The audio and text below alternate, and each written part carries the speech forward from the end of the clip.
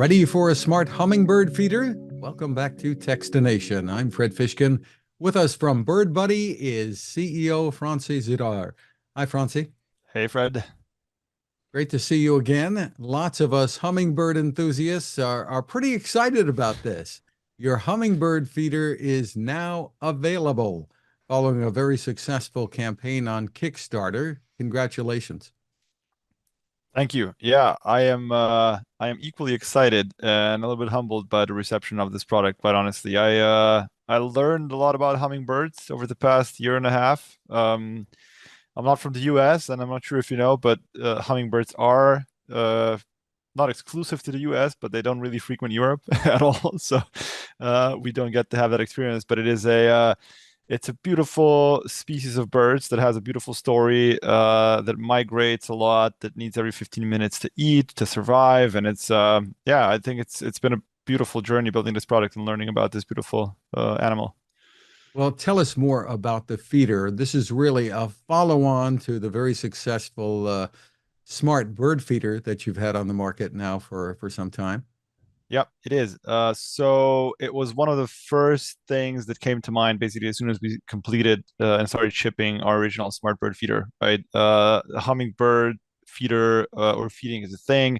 They are beautiful animals that actually are one of the rare few birds that are not that afraid of humans, right? So they do tend to fly very close to you, and you can hear them flap their wings and buzz, and it's kind of a unique type of an experience. But primarily they are beautiful to look at with all the colors and the way light bounces off of their feathers, and it's a beautiful kind of bird to take a close-up photo of. It is a follow-on. It is completely rebuilt from bottom up for this case, right? The only thing that's the same basically it's the module and the camera, but the feeder itself, also because it's nectar, it's not seeds, right? It requires a completely different design, and I'm very proud of what we've built, because it's not just something that works for what we need to work for, which is to take beautiful photos of hummingbirds.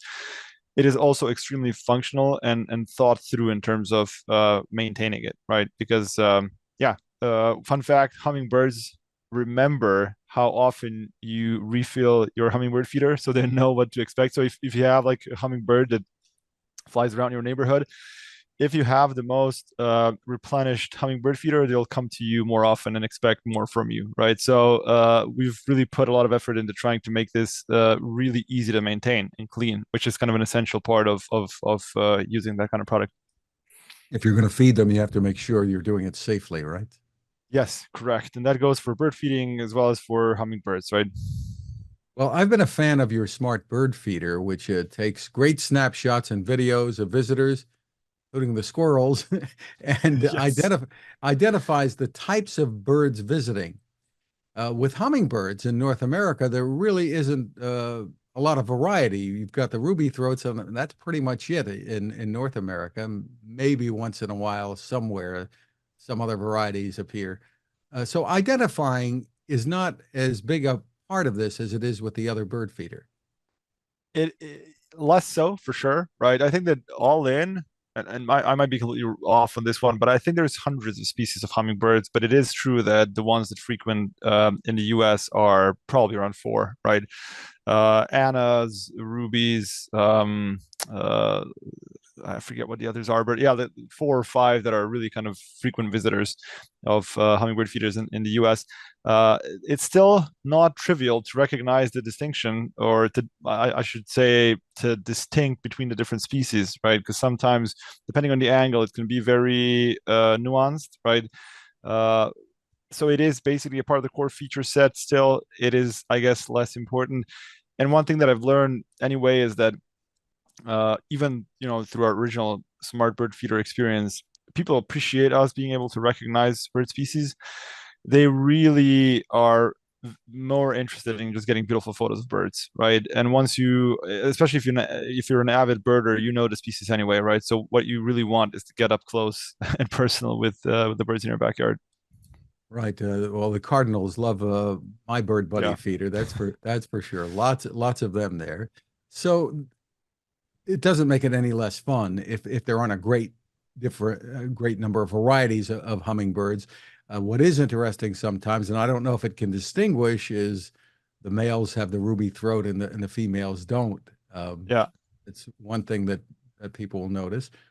So tell us about the setup here. This you've made it pretty easy to get these snapshots and videos. Yeah, totally. It's Bird Buddy has a modular design, right? Effectively, what you get is the housing, which is providing all the function of the feeder, and in the case of hummingbirds, the nectar, right? And then inside is a module, easy to pull out. You can plug in, indoors to charge it. Both products have a solar roof you can buy as an add-on, which, depending on where you live, can have a massive impact on your user experience because some people just don't have to charge much at all. And again, depending on the sun exposure. But yeah, it's this white module in the product that actually takes the photos and where all the magic happens. And the idea is to make that as seamless and easy as possible to a point where the actual software and the hardware kind of disappears in the background, right? And what you get is just beautiful photos of birds on your phone every day, with effectively what is a product that's designed to nurture these beautiful creatures in your backyard, right?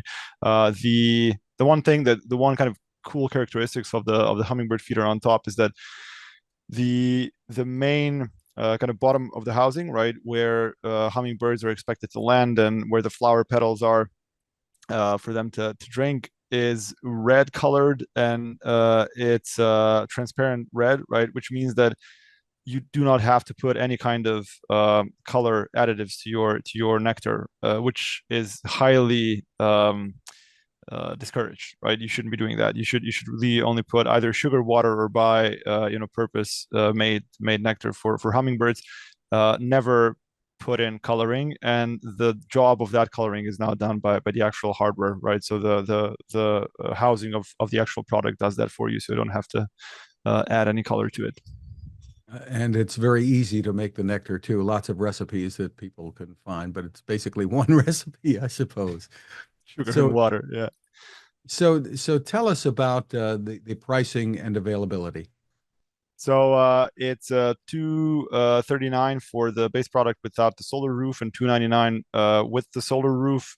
We are starting shipping in May and have extremely low inventory. It is our first run with this particular product. We have about 10,000 units that we're going to be shipping between May and June, and well over half of that is already sold. So yeah, if you're interested in getting close to hummingbirds in your backyard, the opportunity to buy this product is probably in March. After that, we'll have to work with our supplier to see what we can do to get more into the States this year. Yeah. Another aspect of this is the community that Bird Buddy has created here with the original bird feeder to start with, right? Yeah, that's one of the major advantages of being a Kickstarter product, right?